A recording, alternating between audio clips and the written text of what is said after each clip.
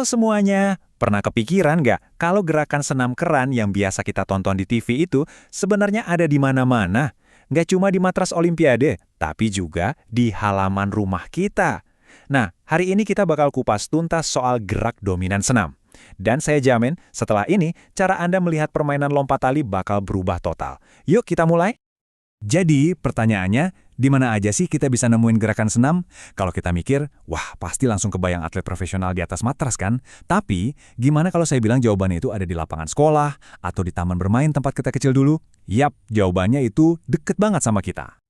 Oke, sebelum kita bahas lebih jauh, kita samain persepsi dulu ya. Sebenarnya, apa sih yang dimaksud dengan gerak dominan senam itu? Nah, ini penting banget karena ini kuncinya buat ngerti semua yang akan kita bahas nanti. Nah, ini dia intinya. Gerak dominan senam itu adalah fondasinya, bener-bener dasarnya. Gerakan kayak berguling, melompat, sama menjaga keseimbangan. Gampangnya gini deh, anggap aja ini tuh ABC-nya gerakan tubuh kita. Sebelum kita bisa nulis kalimat yang rumit, kan harus hafal huruf dulu kan? Sama, sebelum bisa jago lari atau nendang bola, kita harus kuasai dulu huruf-huruf dasar ini. Oke, sekarang kita masuk ke contoh yang paling jelas ya. Tentu aja, kita bakal nemuin gerakan-gerakan ini di cabang olahraga senam itu sendiri.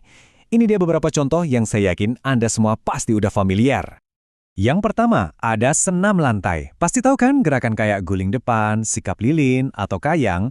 Nah, ini tuh bukan cuma soal lentur aja loh, tapi ini soal bagaimana kita bisa mengontrol seluruh badan kita dengan presisi yang, wah, luar biasa. Setiap senti gerakan itu ada hitungannya. Lanjut, ada senam irama.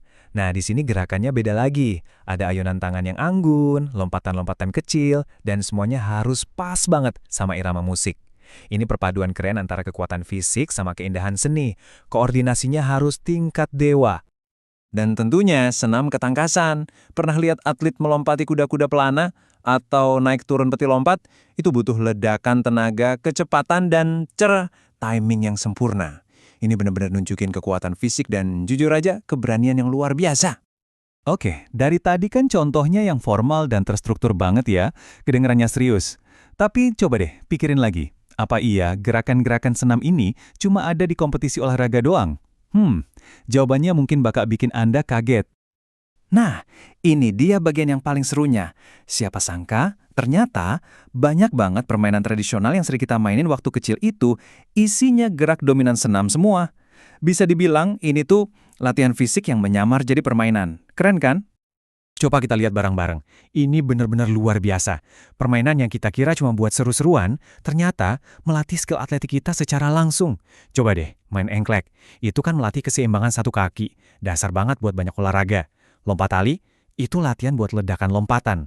Main bentengan, itu melatih kecepatan dan kelincahan buat menghintar. Mirip banget kan kayak di sepak bola atau basket.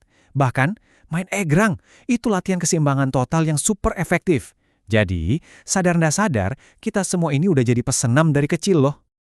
Oke, kita udah lihat contoh-contohnya di olahraga dan di permainan. Sekarang, pertanyaan besarnya adalah, terus kenapa?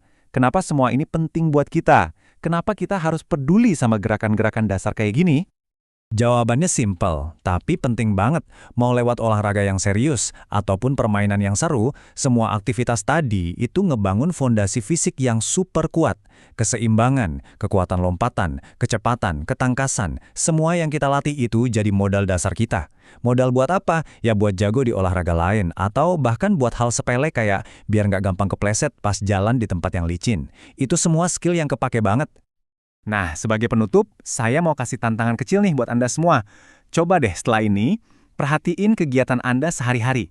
Pas lagi loncat ngindari genangan air, atau pas lagi jinjit buat ngambil sesuatu di rak yang tinggi. Coba sadari gerakan senam apa yang barusan Anda lakuin. Percaya deh, Anda bakal kaget sendiri ngeliat seberapa sering kita semua bersenam tiap hari tanpa sadar. Terima kasih banyak udah menyimak.